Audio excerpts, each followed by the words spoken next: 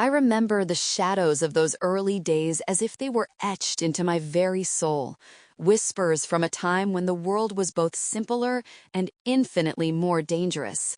It was the year 1692, in the fledgling town of Salem, Massachusetts, a raw, unforgiving settlement carved from the wilderness, where the Puritan colonists clung to their faith like a lifeline against the unknown.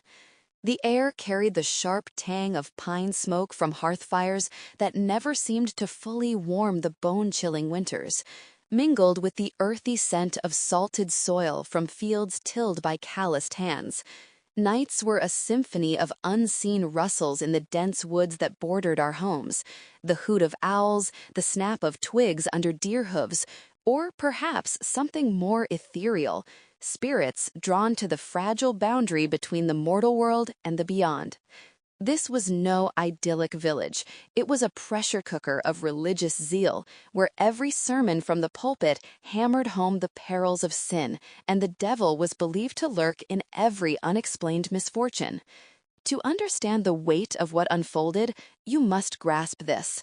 Salem in 1692 was a microcosm of human fear amplified to madness, a place where ignorance and paranoia birthed one of the darkest chapters in colonial history, claiming innocent lives and scarring generations. The witch trials that erupted here weren't mere folklore.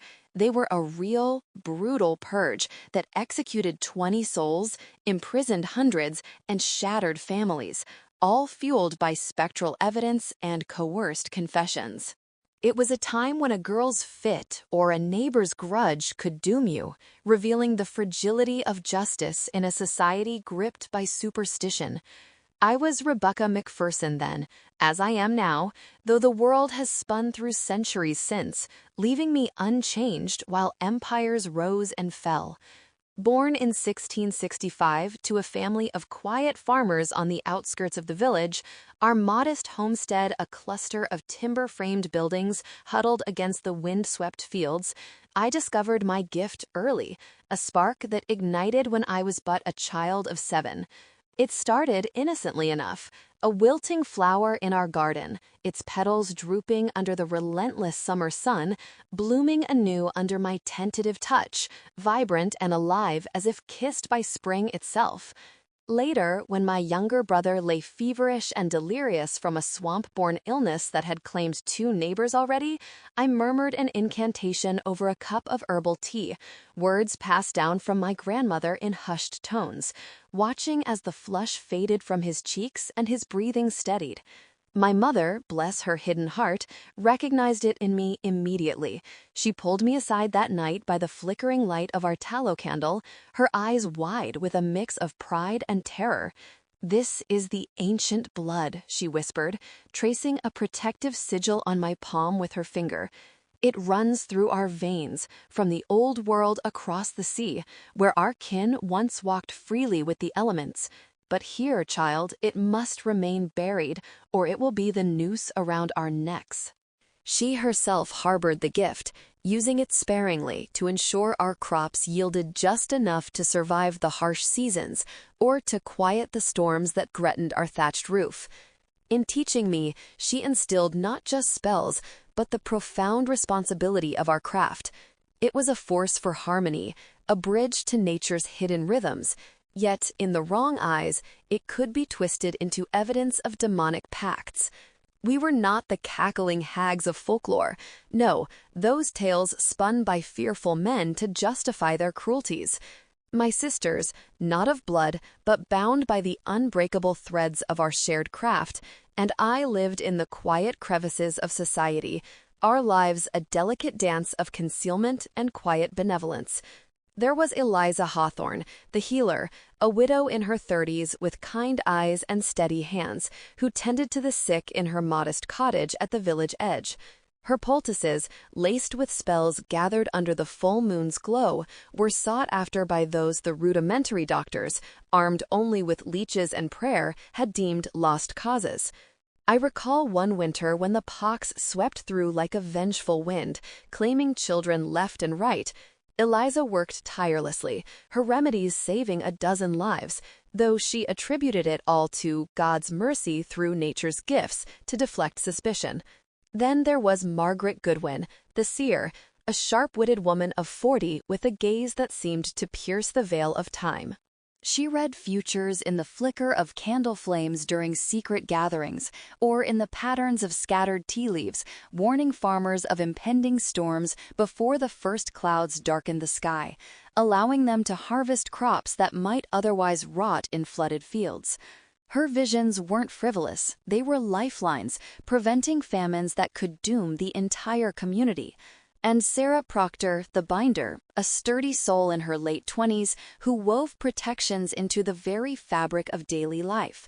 Her quilts, stitched with threads enchanted by starlight, shielded families from the brutal New England winters, while her charms, baked into loaves of rye bread, warded off the darker spirits that prowled the settlement's edges, wraiths born of the land's ancient grievances, displaced by the colonists' axes. We met in the deep woods under the cover of night, our coven a sacred circle of 5, completed by young Abigail Williams, no relation to the infamous accuser, but a bright-eyed girl barely 16, whose infectious laughter could summon swarms of fireflies, twinkling like stars fallen to earth to light our rituals. Abigail's gift was raw and joyful, a reminder of the purity in our magic, untainted by the world's cynicism. These gatherings were our sanctuary. We'd form a pentacle with salt and herbs, sharing energies under the canopy of ancient oaks, chanting incantations that drew power from the earth, moon, and stars. It wasn't about domination or harm. Our craft was rooted in balance, healing the wounds of a harsh world, fostering growth where despair loomed. But the importance of our secrecy cannot be overstated. In a town where the Reverend Cotton Mather's writings fanned the flames of witch hunts, preaching that Satan actively recruited among the godly, our very existence was a spark to dry tinder. We practiced in utmost secrecy, for the town was a powder keg of fear, ignited by the rigid doctrines of Puritanism that demanded absolute conformity. The ministers railed against devils in every shadow, interpreting natural calamities as divine punishment for hidden sins. And any deviation from their narrow path, be it a woman's independence or an unexplained event, was branded heresy.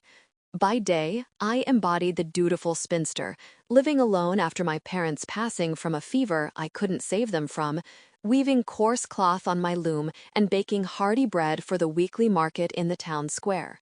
My hands grew calloused from the honest labor, a deliberate mask to conceal the subtle energies I channeled through them.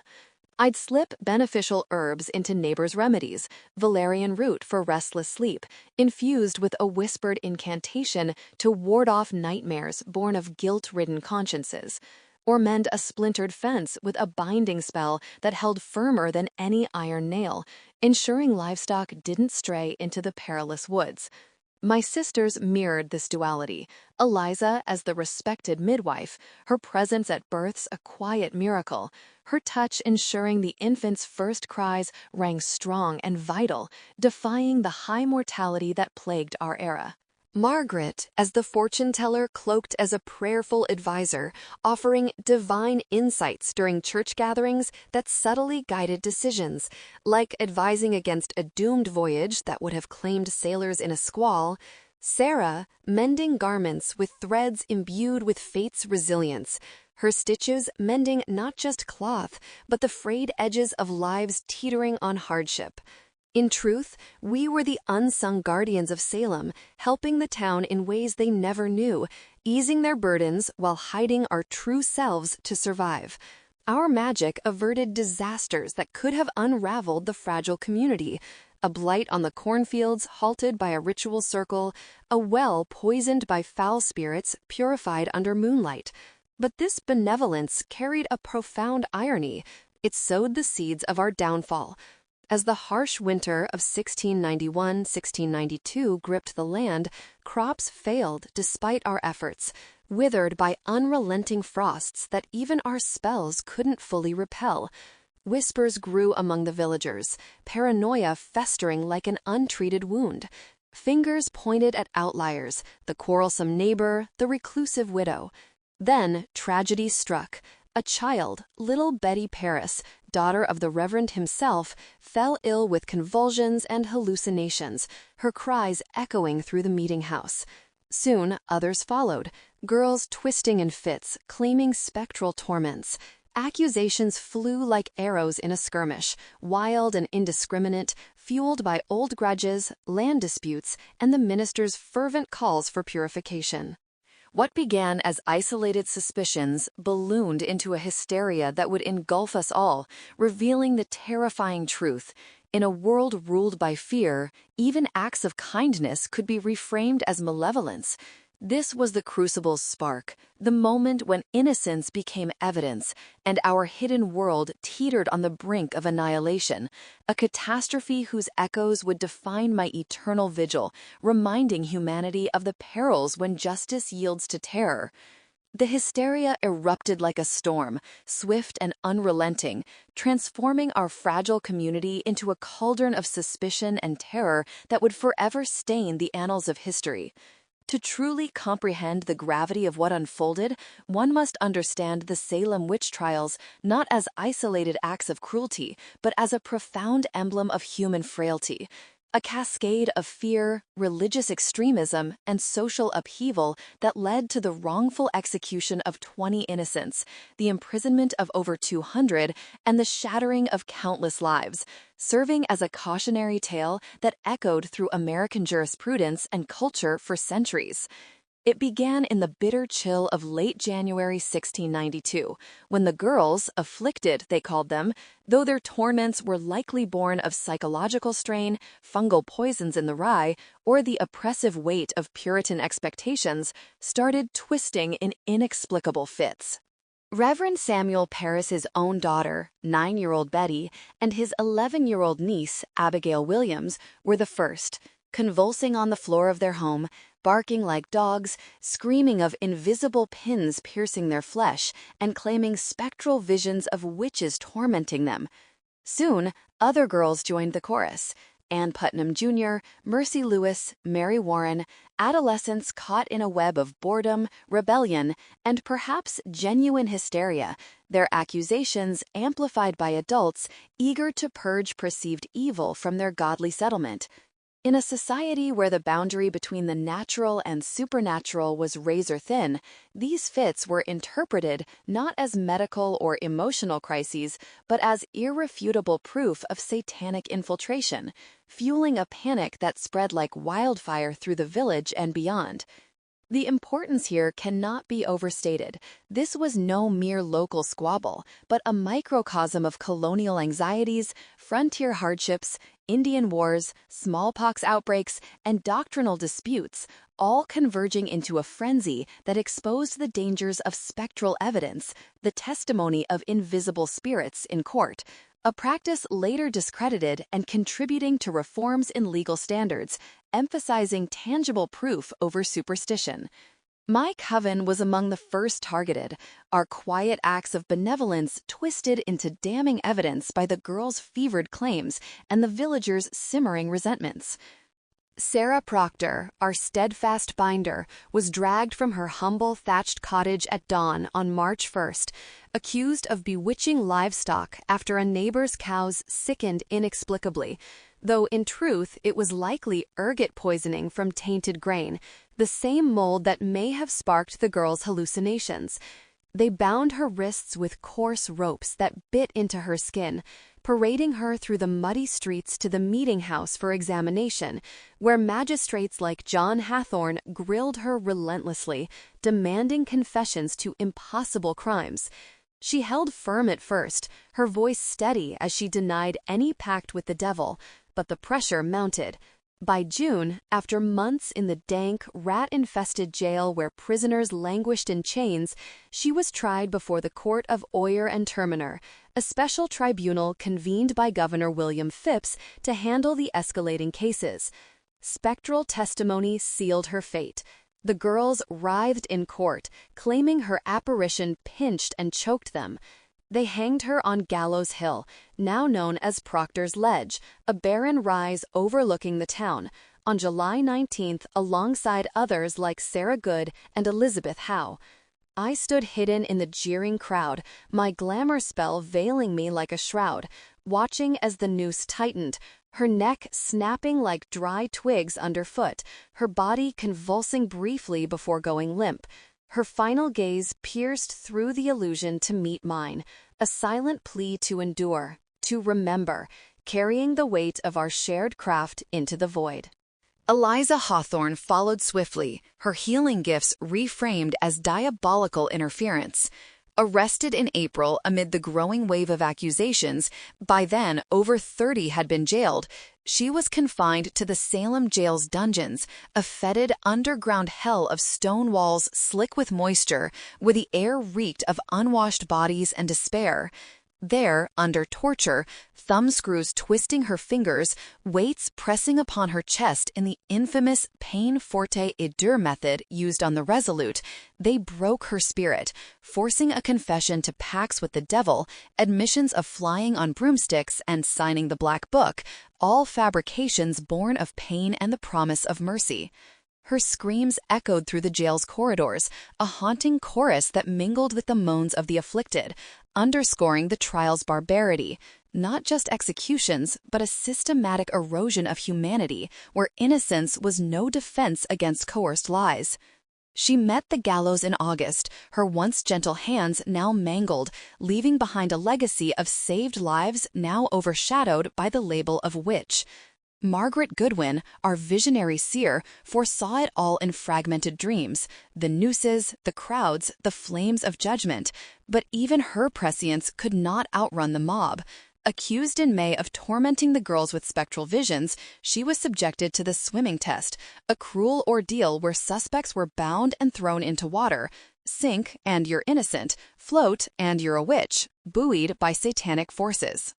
They dragged her to the North River, weights tied to her ankles with iron chains that clanked ominously, the crowd chanting prayers as they hurled her in.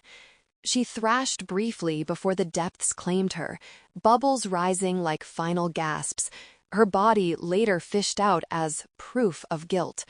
Abigail Williams, our youngest, poor child whose light we cherished, faced the rarest horror. Though most were hanged, her youth and the fervor against her unnatural summons of fireflies, deemed demonic familiars, led to burning at the stake in September, a method borrowed from European precedents but rare here, her screams piercing the autumn air as flames consumed her, turning her vibrant energy to ash scattered on the wind. I watched it all from the shadows, my heart shattering with each loss, the Coven's bond fraying, yet fueling my resolve. The trial's toll was immense, families torn asunder, properties seized, a community poisoned by distrust, and a historical scar that prompted apologies centuries later, like Massachusetts' 1957 exoneration of the accused. They came for me last, in the waning days of the madness as accusations peaked at over 200. But I fled into the encroaching woods, the autumn leaves crunching underfoot like brittle bones. Drawing on the Coven's shared power, a ritual we'd performed years prior under a blood moon, binding our essences with knotted cords of willow and chants invoking the eternal cycle, so that if one fell, the survivors could draw strength from the departed, I wove a final spell. As the trials wound down by May 1693, with Governor Phipps disbanding the court amid growing doubts, I survived by becoming a ghost in my own life, immortal through a curse I cast upon myself that fateful night. To live eternal, my aging halted at the moment of invocation, carrying the weight of their deaths like an invisible chain, until vengeance could be mine in measured annual rites. This immortality was no gift, but a burden, a perpetual reminder of injustice's longevity. Centuries blurred after that, a tapestry of reinvention amid a changing world. I wandered at first, shedding identities like snakeskin. Rebecca, the itinerant traveler in the 1700s, navigating post-revolutionary roads. The widow in the 1800s, witnessing industrialization's smoke-choked skies. The merchant's daughter in the early 1900s, amid wars and suffrage, always returning to Salem, drawn inexorably by the roots of my pain, the soil soaked with my sister's blood. The town evolved inexorably. Cobblestones yielded to asphalt streets buzzing with automobiles. Lanterns flickered out in favor of electric lights that banished the night's mysteries, and wooden meeting houses gave way to brick museums. Yet the echoes remained, faint whispers in the wind, a collective guilt buried under progress. By 2025, Salem had transformed into a veritable tourist trap, a place where the tragic history of the witch trials was commodified into a billion-dollar industry, drawing over 1 million visitors annually who spend hundreds of millions on kitschy souvenirs, haunted tours, and Halloween spectacles, often glossing over the real human suffering in favor of entertaining stereotypes. The very horrors that claimed my sisters, once a somber lesson in intolerance, have been turned into kitsch. Witch hats sold for dollars, broomstick photo ops, and festivals like Haunted Happenings, a month-long October extravaganza of parades, psychic fairs, and costume balls that pack the streets with revelers, boosting the local economy but sometimes obscuring the trial's gravity with cartoonish portrayals. Attractions like the Salem Witch Museum and the Witch House peddle dramatized retellings, while modern witches lead tours to reclaim the narrative, emphasizing empowerment over victimhood. This commodification underscores a poignant irony. A site of profound injustice now profits from its dark past, a reminder of how societies grapple with trauma by packaging it for consumption. I blend in seamlessly now, appearing as a woman in her 40s with silver-streaked auburn hair tied in a loose bun and a warm, disarming smile that puts even the most skeptical at ease. I run a small apothecary shop on bustling Essex Street, McPherson's Herbs and Remedies, a cozy nook wedged between a trendy coffee shop serving pumpkin-spiced lattes year-round and a souvenir store hawking plastic broomsticks and Witch City t-shirts. The shop's facade is unassuming. Wooden shelves lined with jars of dried herbs, essential oils, and handmade soaps, the air scented with sage and rosemary. But it's my modern veil, allowing me to channel subtle magics without raising alarms. By day, I'm the friendly herbalist, recommending chamomile teas for stress relief or lavender balms for insomnia. My potions carefully calibrated to mimic natural remedies, skirting the line between science and sorcery. The locals know me as Becca, the eccentric but harmless lady who tends an organic garden behind her shop, volunteers at the Historical Society to preserve our heritage, and occasionally lectures on colonial botany at community events, all while subtly weaving protections into the town's fabric. In this era of smartphones and skepticism, my role highlights the enduring relevance of the trials, a bridge between past atrocities and present-day pursuits of alternative healing, amid a city that both honors and exploits its witchy legacy. But some seek me out for more. Their visits a quiet undercurrent in a town where the line between history and mysticism blurs into everyday life. In modern Salem, where Wicca and neo-paganism have flourished as vibrant spiritual paths, drawing thousands who identify as witches or practitioners of contemporary paganism, a movement that emphasizes nature worship, empowerment, and rituals tied to the earth's cycles, I find myself as a living bridge between the ancient craft and today's seekers. This resurgence of witchcraft isn't mere fad.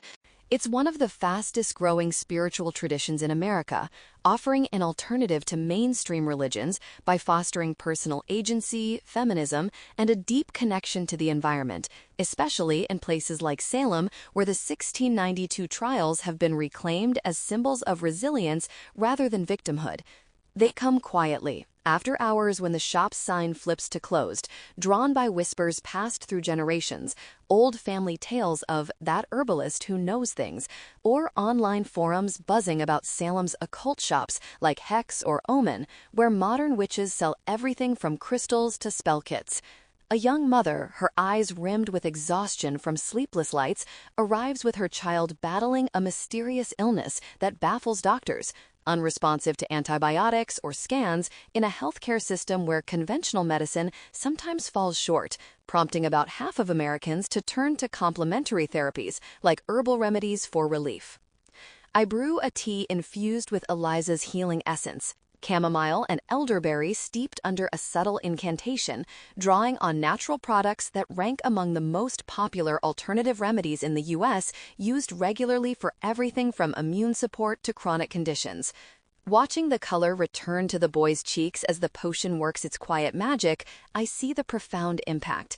In a society where herbal supplements are a multi-billion-dollar industry, yet unregulated by the FDA, my interventions highlight the enduring appeal of holistic healing, blending science with spirituality to fill gaps left by modern medicine. A businessman plagued by relentless bad luck, his deals crumbling like autumn leaves, seeks my counsel in desperation. I channel Margaret's sight through a tarot reading disguised as casual advice, revealing a betrayer in his midst, a colleague siphoning opportunities, and guiding him with intuition that saves his fortune, echoing how practices like divination have gained traction in contemporary society for decision-making and self-reflection. Lovers entangled in toxic bonds find solace in Sarah's binding spells, reworked into gentle severances, rituals involving knotted cords released under moonlight that free them without harm, tapping into Wicca's emphasis on ethical magic and personal empowerment to mend emotional wounds in an era of rising mental health awareness. Even skeptics arrive, curious about tarot readings or custom blends, amid Salem's thriving witch shops and festivals like the Salem Witchcraft and Folklore Festival, leaving with a spark of belief they can't explain, underscoring how neo-paganism provides community and activism in a fragmented world.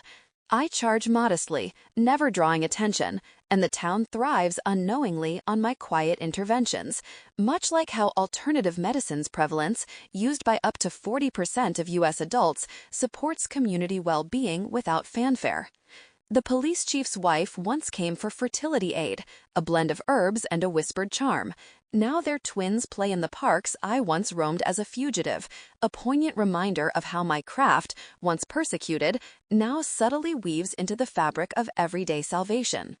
I live alone in a modest Victorian house on the edge of town, its gingerbread trim and wraparound porch a nod to Salem's historic architecture. Surrounded by wards, invisible barriers of salt lines and sigils etched into doorframes that keep prying eyes away, a practice rooted in protective magic common in modern Wicca.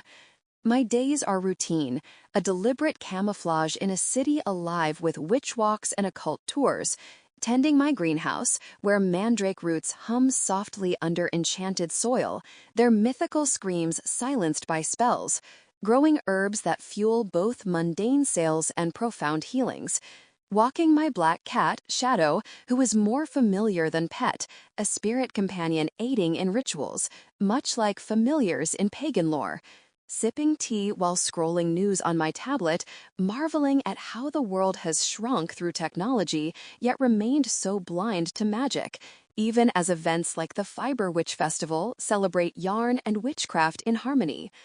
As summer fades into autumn, though, the air shifts with a palpable charge, the changing seasons mirroring the wheel of the year in neo-pagan traditions, where autumn equinoxes signal harvest and introspection.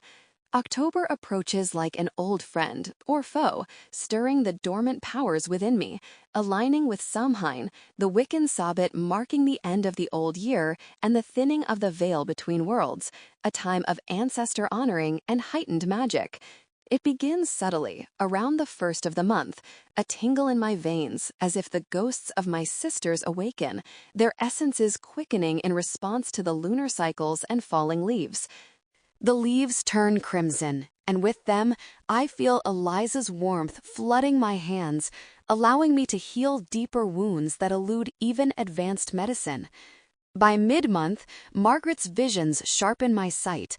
I foresee minor mishaps, a car accident averted by a whispered ward on a traffic light, a fire prevented through a preemptive dream sent to the homeowner, and intervene anonymously, embodying the ethical use of foresight in modern witchcraft to protect without interference.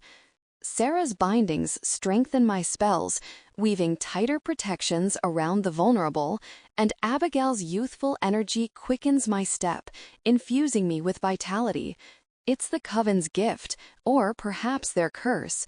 Each year, as Halloween nears, their essences merge with mine, amplifying my power for that one sacred night, a personal ritual echoing broader pagan observances where communal energy builds toward transformative moments.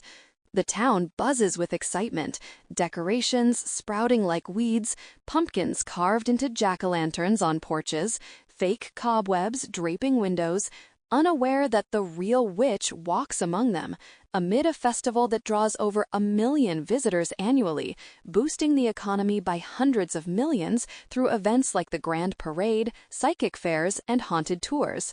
This haunted happenings isn't just revelry, it's a cultural phenomenon, reclaiming Salem's dark history through dark tourism, where supernatural narratives and Halloween parties commemorate the trials while fostering community and economic vitality, though sometimes at the cost of overcrowding and commercialization. Tourists flock in, dressed as caricatures of what we were, pointy hats and brooms from souvenir stands, and I smile politely, selling witchy teas that are harmless fun, all while the true magic simmers beneath the surface, highlighting the irony of a city that profits from its witchy legacy, yet overlooks the authentic craft thriving in its midst.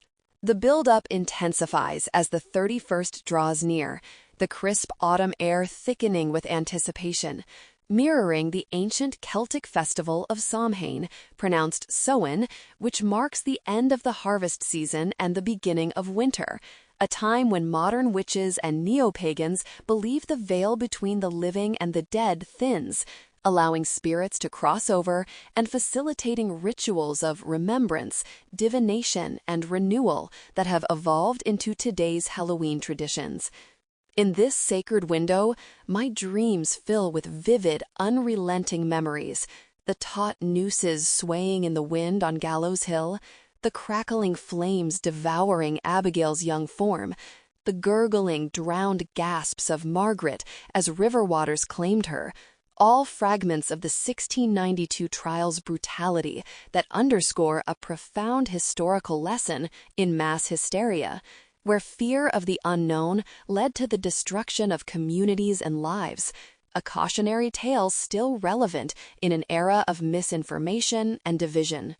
Anger simmers within me like a cauldron bubbling over a low flame, a righteous fury born of centuries-old trauma, fueling my resolve to honor my sisters through this annual rite that serves not just as vengeance, but as a personal catharsis, allowing me to process the enduring grief while reminding the world, subtly, of the perils of unchecked accusation. I prepare in solitude, retreating to my greenhouse under the glow of the harvest moon, often a full moon in October, enhancing magical workings in Wiccan practices, gathering ingredients like bones unearthed from ancient graves in the old burial grounds of Charter Street Cemetery, where victims of the trials lie unrested, and whispering incantations over iron cauldrons that bubble with ethereal light, infusing potions with herbs like mugwort for visions and rue for protection, rituals that echo Samhain's emphasis on ancestor veneration and spiritual introspection. The power peaks at midnight on Halloween, when the veil between worlds thins to its most permeable state, a belief central to neo-pagan observances where this Witch's New Year invites communion with the departed, amplifying energies for transformation and release. That's when I unleash, stepping into the night amid Salem's bustling haunted happenings, a month-long festival drawing over 1 million visitors with events like the Grand Parade on October 2nd, psychic fairs, the official Salem Witches Halloween Ball on the 31st featuring drummers and DJs, candlelit spiritualism tours, and attractions such as the Hollowed Harvest light display or the Salem Night Fair, where the commercial spectacle of costumes and parties contrasts sharply with my authentic craft, highlighting how the town's dark history has been repurposed for economic gain, while glossing over its painful truths.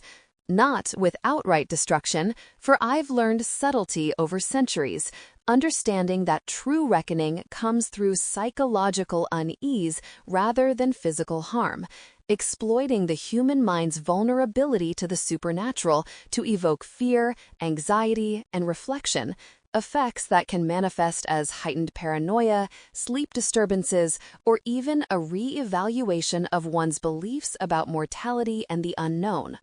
I walk the streets invisible, a shadow among the costumed revelers parading down Essex Street or gathering at the Hawthorne Hotel for balls and seances, my glamour spell rendering me unseen as laughter and music fill the air. To the descendants of the accusers, those whose bloodlines I track through old records at the Salem Witch Museum or subtle divinations, tracing lineages from figures like the Putnam family, key instigators behind the hysteria, or the girls such as Anne Putnam Jr. And Abigail Williams, whose fits sparked the chaos, I send tailored visions. A merchant, heir to a prosecutor's legacy, sees his shop's windows frost over with accusatory names like accuser and betrayer scrawled in ethereal ice that melts at dawn, leaving him with a chilling dread that prompts sleepless nights and a subconscious confrontation with ancestral guilt. A councilman, descended from judges like John Haythorne or Samuel Sewell, whose great-great-granddaughter was Louisa May Alcott, hears piercing screams echoing through his home, spectral echoes of the hanged like Sarah Good or Bridget Bishop, his mirrors fogging with the gaunt faces of the long dead, inducing a paranoia that lingers, forcing him to question inherited privileges built on injustice. Children of the judge's lineage awaken to their toys animating on their own, dolls with stitched smiles whispering pleas for mercy in voices mimicking the condemned, like, "Why did you let them hang us?" instilling a primal fear that can lead to nightmares and a heightened sensitivity to the dark, psychological imprints that echo the trauma of the trial's victims. The town square, once the site of Gallows Hill, flickers with phantom flames dancing like ethereal bonfires. Tourists at events like the Festival of the Dead dismissing them as high-tech holograms or part of the haunted tours, while locals shiver with an unexplained dread that stirs collective unease, a subtle nod to the site's grim history where 19 were executed. It's torment, yes, doors slamming in empty houses with a force that rattles frames, shadows lengthening unnaturally along Derby Street's cobblestones to form silhouettes of noosed figures, whispers carried on the October wind calling out specific betrayals from 1692 like, "You named me false," or "Your words drowned me," all designed to evoke the psychological weight of hauntings, which studies show can trigger stress responses akin to trauma, amplifying fears of the unknown and prompting introspection on mortality, yet fading harmlessly to prevent lasting damage. But it's measured, a night's reckoning that fades with the sunrise on November 1st, All Saints' Day in some traditions, leaving behind a subtle unease but no lasting harm, allowing the town to return to normalcy amid post-Halloween reflections, where locals might attribute the oddities to Halloween spirits or overactive imaginations fueled by the festival's atmosphere. They never suspect the herbalist down the street, whose shop reopens with the scent of fresh coffee wafting out. As dawn breaks, the powers ebb like a receding tide, my sister's essences retreating to slumber within me until the next cycle. I return to my shop, brewing coffee instead of potions, the cycle complete yet eternally looping. Yet each year, amid the festivities that now include comedy shows, October cruises, and even a Red Hot Chili Peppers concert, I wonder, will this be the one where I find peace, releasing the trauma that binds me, or must I endure forever, a living testament to history's unhealed wounds? For now, I live on, the last witch of Salem, guardian of secrets and avenger in the night, ensuring the lessons of 1692 resonate through subtle shadows in a world that celebrates the superficial while ignoring the profound.